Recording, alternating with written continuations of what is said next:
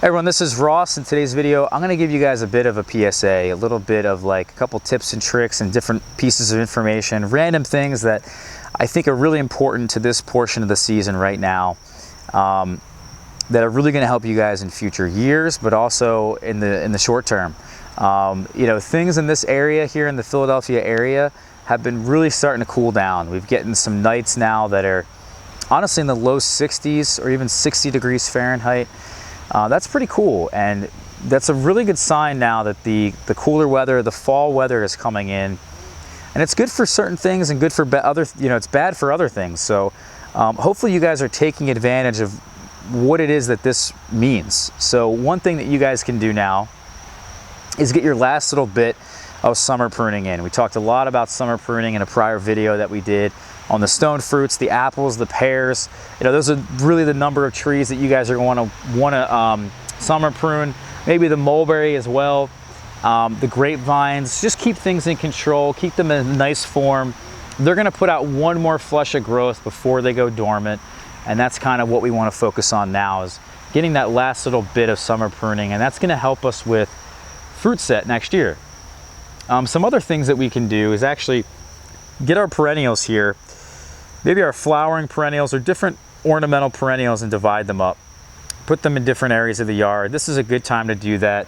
Things like our rosemary, we're gonna come in here, now that it's already flowered, it's done. We're gonna cut this all the way back to the base for the most part. Cut this back to about here, and it's gonna re-sprout, and it's gonna be healthy rosemary. I'm sorry, healthy lavender. This is lavender, guys. Healthy lavender year after year. This is one way to keep your lavender healthy for many years. So it's kind of things like this where we, you know, divide things up and plant things in different parts of the yard, because planting fruit trees and planting plants this is like the best time to do it. Out of all the seasons, out of all the time of the year in my area, this is the best time, because there's not honestly too much going on, right? The spring's pretty hectic, but also a lot of these plants will get established in before the wintertime comes. And a lot of these things actually will continue to grow roots, like our apples, our stone fruits, our pears, will actually continue to grow roots throughout the wintertime. So you're honestly getting yourself a more established tree going into the spring. And it just doesn't make a whole lot of sense, I think.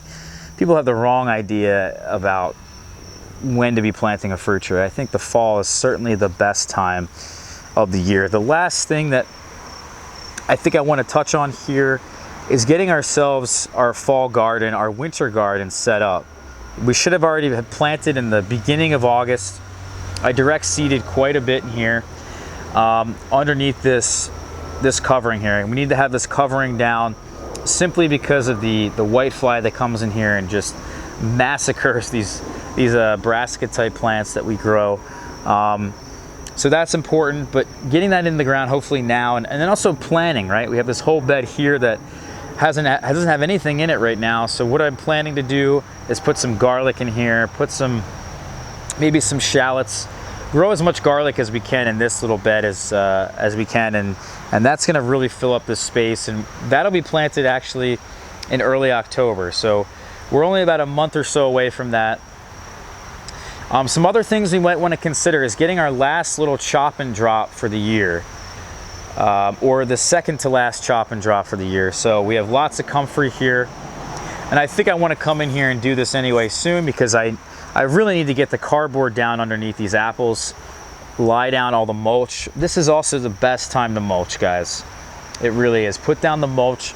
All that material, all that biomass that we're putting down is going to break down throughout the wintertime and the fall.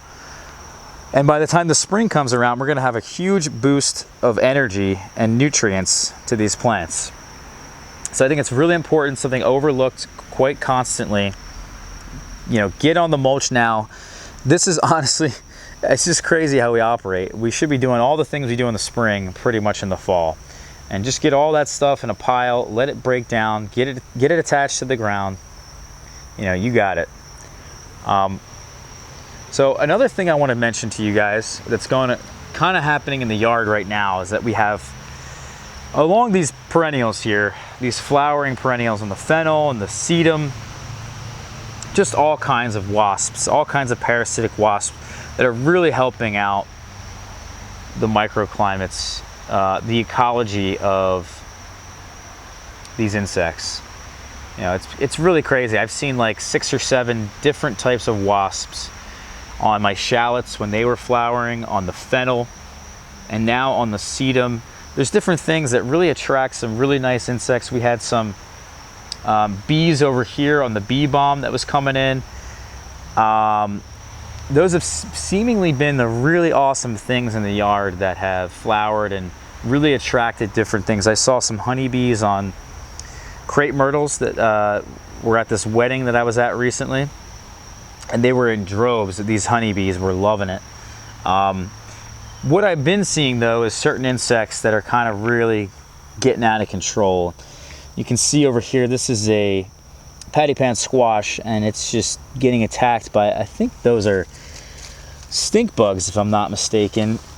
And these guys are just, I don't even know. I mean, they're not really the biggest issue in my mind, but they're not really doing a good favor here for my squash. And they seemingly are laying eggs on the bottom of these leaves now. You can kind of see the eggs down there, that red thing. See that? And then there's more of the insects. So I don't know what I'm gonna do. I really am not a big fan of what the pest situation has kind of been like on certain crops this year.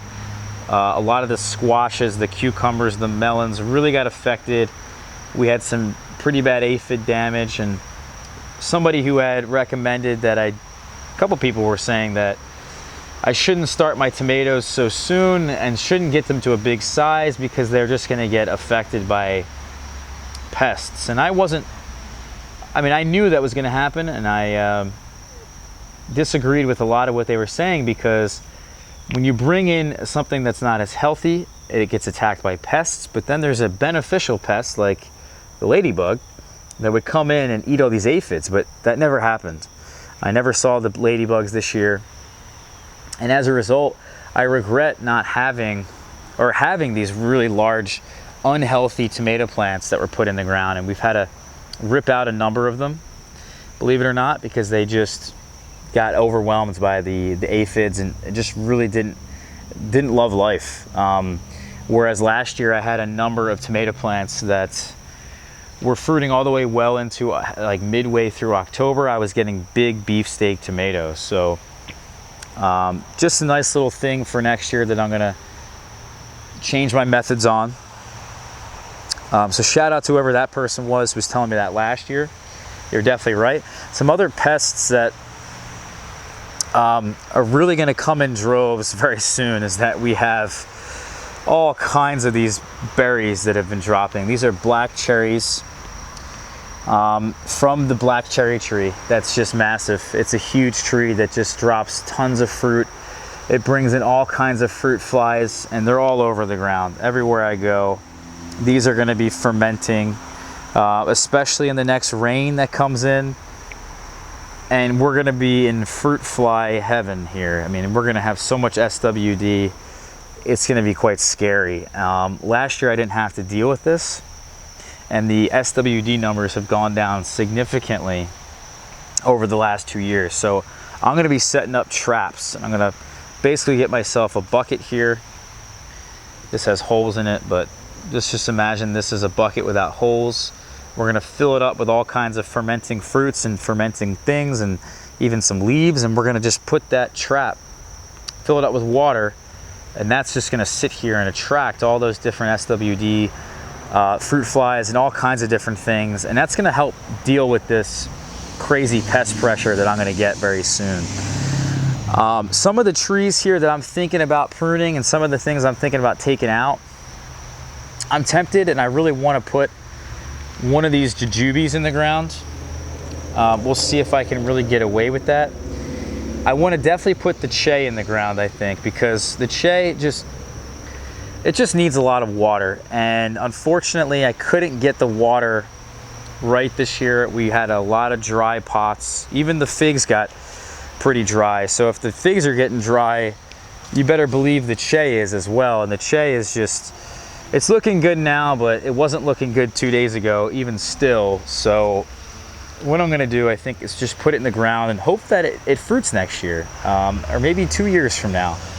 I don't want to have to get rid of it. I want to really taste that fruit and see what it's all about. But I think if I keep some of these things in pots, like the jujubes also are one of those things that if you give it enough water, it's going to be happy and healthy.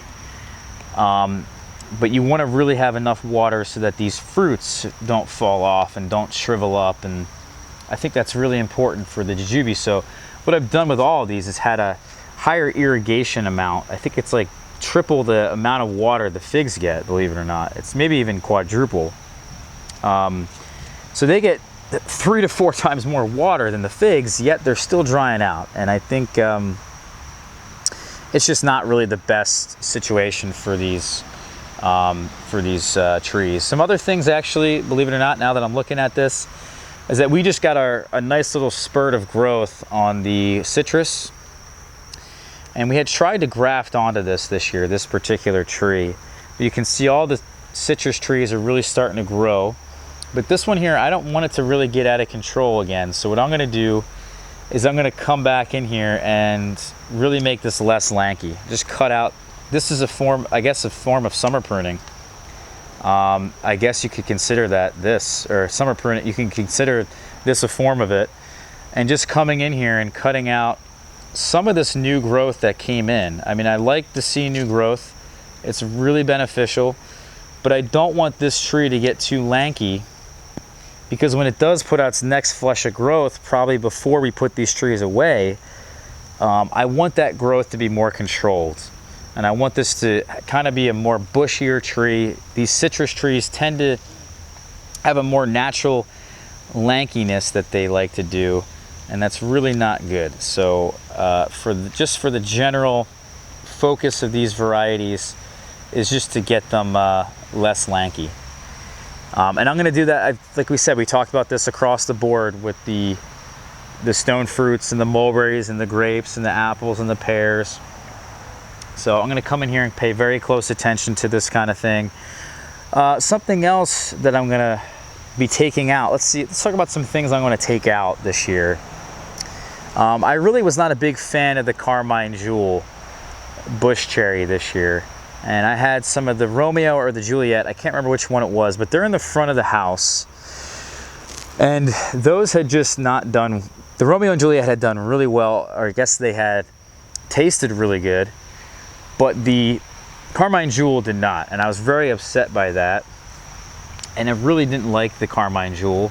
And I still firmly stand by the belief that Romeo and Juliet are just far superior, and if it was up to me, I would have took them all out. But until I had finally tasted the Romeo or Juliet, I realized how good these bush cherries could be. So I got really excited for them, and we're going to keep them in the ground. But I am going to rip out, I think, Carmine Jewel this year. Some other things that didn't do so hot was the persimmon seedlings that we had placed in the ground. A lot of them didn't graft, didn't take. A lot of the grafts, the Sajo grafts that we had on here, never actually took. You can see this is a nice little shoot that we can graft onto, maybe in the future years, but this one over here did take. I think what I'm going to do is rip this one out and probably rip this one out over here.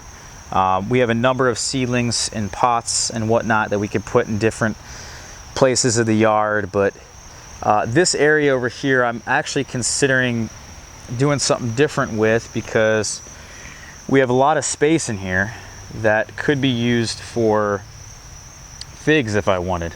The blackberries, as an example, I think I'm going to rip those out. I don't really like the season in which the blackberries fruit. You know, they fruit, if you leave the last year's canes, they'll fruit in the beginning of the summer for you, maybe in July and August. And at that time we have lots of birds. Historically we had lots of SWD, so they're hard to protect.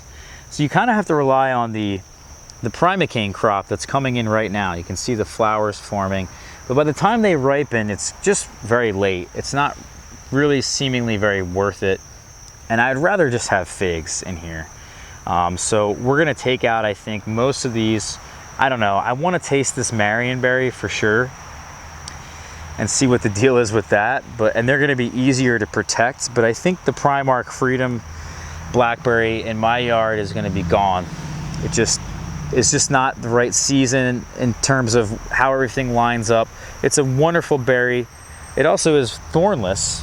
You know, there's so many benefits to it, but I think that's what we're going to do here, is really take out this whole row of blackberries and things that we had and put in more figs. I think those are the two bigger things, is putting in the Che, putting in maybe a jujube tree somewhere, taking out those persimmons on the other side, and then also getting ourselves more figs in the ground. That's something that we're going to focus on a lot of. Some other things I think I want to plant more of and focus on, believe it or not, is I think the honeyberry and also the gumi. And we have a number of things kind of growing on over here that really need my attention and need to get some, you know, pruning and different things that need to happen over here. But the gumi, as an example, I'm actually going to be coming in here and actually summer pruning this, getting some last little bit of growth, hopefully to kind of bush itself out a bit more. And I want to come in here and take out a long shoot and just stick that in the ground throughout the winter time or even the spring, and then that will hopefully propagate itself, and we'll have them in different areas of the yard. Kind of just getting ourselves more berry production and also less berry production in different areas. Different things I want to produce more of, and different things I want to have less of, and it's kind of a bit of a mess, but you know, it needs to happen, and we need to make some hard choices, I think, because I'm just out of room, and I'm wondering what to do with this whole area next year. You know, I'm thinking about kind of coming in here and changing this whole thing up, putting more figs in the ground again. That's going to mean less garden space for next year, but you know, I've really got a good handle on, I think, what I want to grow and what I don't. Maybe we'll come in here and we'll do a video next year, or maybe we'll do one soon, I'm not sure, on just exactly how I've labeled it out. Maybe we'll do an episode of Fruit Talk of what it is that I want to grow more of and what it is I don't want to grow more of. So yeah, I think it's going to be an interesting video. It's going to be interesting to see how everything turns out, and hopefully you guys got some information out of this little video here that we did for you guys. Just a lot of information at once, different various topics. Hopefully you guys do at least one of the three things that I recommend, either, you know, getting that summer pruning in, planting some things, and getting the fall garden, hopefully, and the winter garden in order. So anyway, guys, I'll talk to y'all soon, all right? Take care. We'll see you for tomorrow's video.